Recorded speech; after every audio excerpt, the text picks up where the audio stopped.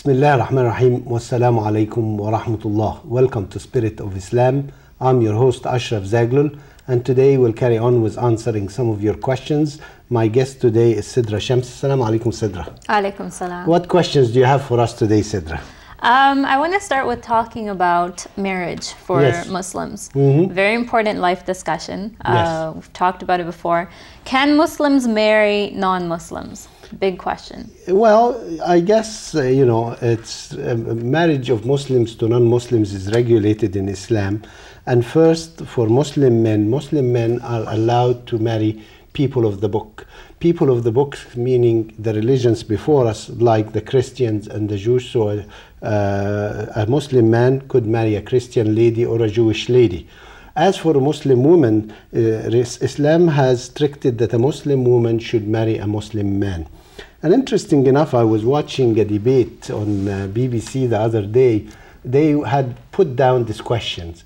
Should they put a motion to allow Muslim women basically to marry anybody? And it's an interesting thought because they had a panel and two groups discussing it.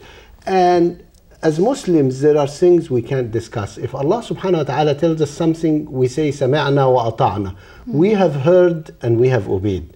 So in a clear issue like this, where it is clear, we can't sit here and debate it, me and you, and say, what is better, why, and all these things.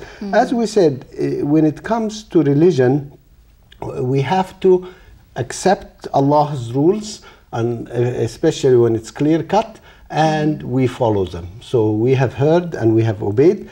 And in a way, maybe this is for, one of the things, even though I always say we should not try to analyze why, but one of the thoughts that come to my mind is to spread Islam. If you notice during the Mongols, when they conquered the Muslim world at the time, and they became Muslims, and when you read how they became Muslims, is their men married Muslim women, and because they had to be Muslims to marry a Muslim woman, most of them became Muslims, and they spread Islam in Asia and all this. So it's Allah's word, and Allah has chosen this, and we say we have heard and we have obeyed. What are the rules or the restrictions in terms of men marrying non-Muslims? Well, when men marrying, as we said, it allows for a Muslim man to marry a Christian or a Jewish lady. Some are, some people kind of tries to restrict this to say you have to ask them before you marry them, do they believe in the one God, Allah?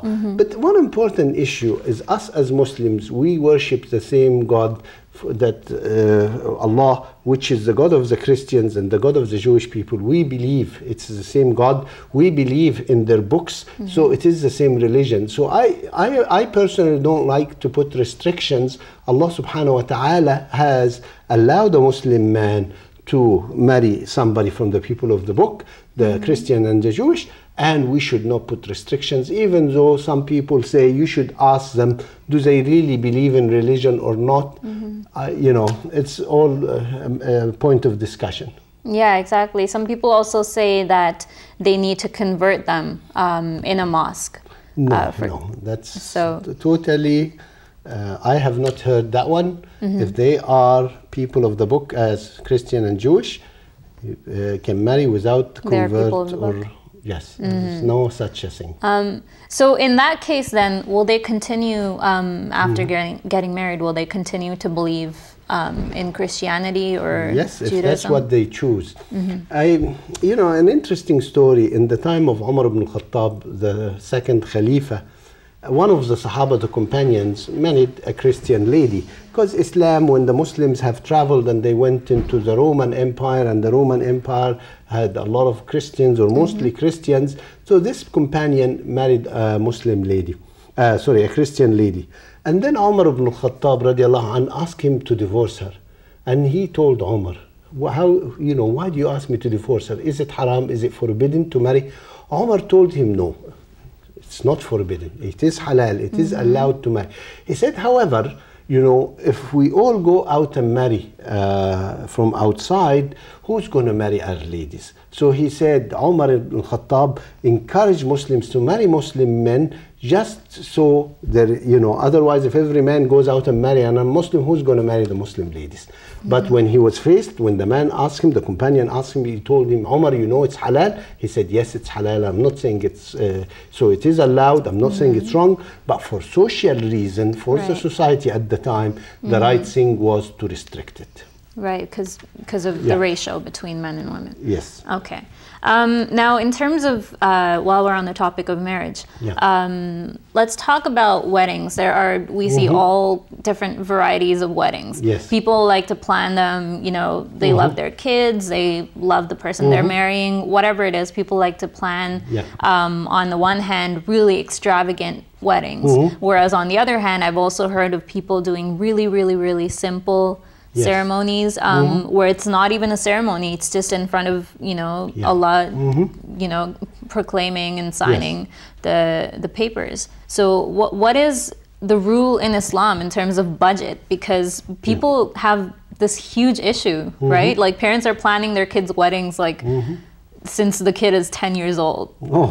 They're like planning the financial. Nothing better to do, huh? Yes. No, well, Islam's view, let's define what marriage in Islam is. Marriage is a man and a woman, each accepting each other, and there is witnesses that they're going to get married, and then the announcement. So the announcement comes through a party, where you have a party and there are neighbors and friends come, you are announcing the marriage. So this is the basic requirements for Islam.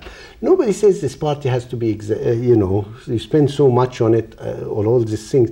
Unfortunately, there's a lot of cultural issues. Culture come in. Every culture, you know, they want to have this big party, this big wedding. And let's first of all say there's nothing wrong. If you can afford it, there's nothing wrong with it. But what is a better way to spend the money, right? If you have some money, why not give it to this young couple, let them start their life right? Because sometimes I see that the young couples themselves borrow for the wedding. So they're going in, starting their life in debt. Right? Is that the right thing? So why not have a simple party and give, if you can afford it, give money to the young couple, give money to the poor, and when you give for the sake of Allah to the poor, Allah will bless this wedding and this marriage, right? So there is much better ways to spend the money other than, and you know, I feel sad when I see how much money people spend on that night, where the money could go for a much better use. Islam does not encourage waste. Islam encourages that we as a society help each other. So a nice moderate wedding is a great thing. And by the way, if we go back to marriage in Islam, people used to get engaged and married within 3-4 days. There is no this 1 year, 2 year engagement to prepare for the wedding and prepare everything. And I personally believe that is the best approach, where let the young couple start on their own and build themselves. And when they build, it will bring them closer. People come closer when they go through hardship together and building, rather than everything coming easy. They lose this closeness and they come spoiled, or they don't appreciate what they have. So, you know, a short engagement period and let them go and build life together. If you can help them, by all means. But I personally don't agree that we spend all this money and all this effort on these parties. Actually, I've seen cases where the wedding was called off because this parent or this parent insisted you have to spend so much. You know, my daughter or my son could only be married in this place and spend so much, which is not the way. It has nothing to do with Islam. These are cultural issues, and I wish we all go and follow Islam, make marriage simple. If we help the young couple, help other young couples to get married, and may Allah bless everybody. Good. Yeah. So you use the money for a better future. I was actually talking to a family friend yesterday about this, and what she said to me was very interesting, related to what you've said now. That, you know, if you follow Islam, wedding should be simple. Yes. She has a coworker who is actually non-Muslim, and she was talking to this lady about the topic of marriage and weddings and what to spend, what not to spend. And this lady told my family friend the exact same thing that you said. She said, you know, why spend? So, and she's pretty well off, this woman. And she says, you know, I married my children, but I thought, why not invest in a home for them? Yes. As opposed to invest in the wedding parties, right? Because what are they going to gain from it? Nothing. If they have a social life, they can go carry that out on their own. They can, you know, celebrate. They can invite their friends, do whatever they need to do. You know, if they're family oriented, they can invite their family as well. But the important thing is, if as a parent you want to help your child out, you would probably prefer investing in a house for them, or in, you know, just giving them the money so they can use it to settle down. Yeah, and the rule in Islam for spending money is don't overspend and don't be tight with it. Yeah. So when Allah subhanahu wa ta'ala gives you money, Allah likes to see it on you. See you wearing nice clothes, you have a nice car, this kind of thing. But don't overspend getting the very expensive things and the wasteful things. Right, because then it gets into, you know, that whole territory of being proud of being rich, you know, or showing off. Showing off, and exactly. Showing off is not a nice thing, and Islam does not, you know, encourage this.